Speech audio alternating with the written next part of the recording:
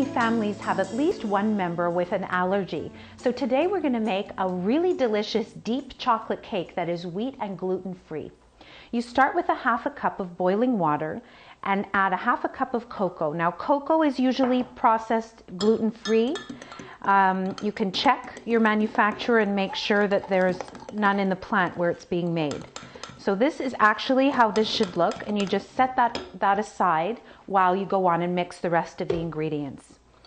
We have a half a cup of butter that has been softening, and that goes right down into your mixer. To that, because we're using cocoa, we've got a cup of sugar because the cocoa is essentially bitter chocolate. There's no sweetness in the cocoa. And we're going to blend this until smooth.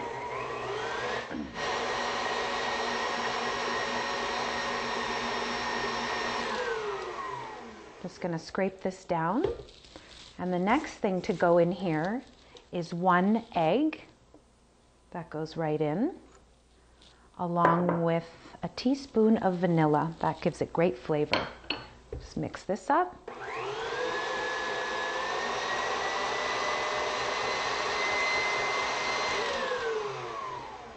Give this another scrape down.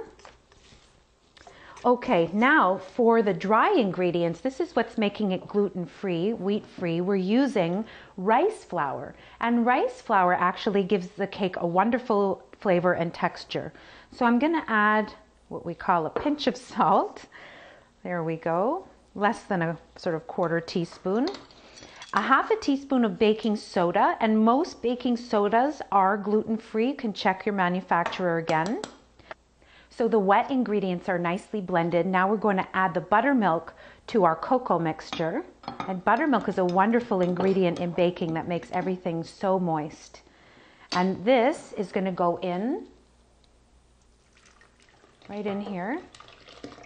Okay, we're going to blend this up till that becomes nice and smooth. And then the rice flour blends in just as normal all-purpose flour would. So we're going to slow that down and add our 1.5 cups of rice flour. And it gives it a lovely fine texture to the cake.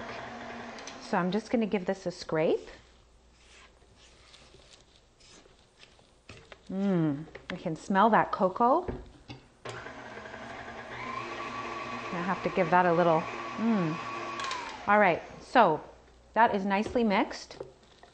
And this is going to go into our prepared 8x8 square pan that has been sprayed with a little non-stick spray because we don't want that sticking.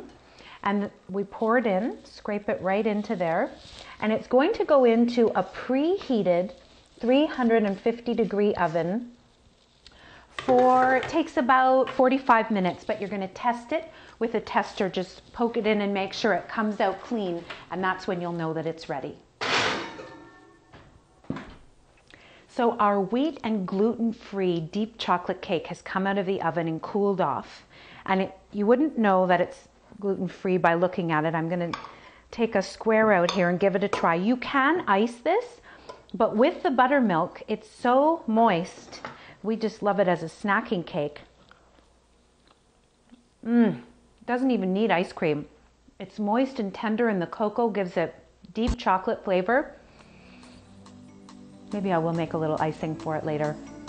The kids are gonna love it. I hope you'll give it a try to gluten-free deep chocolate cake.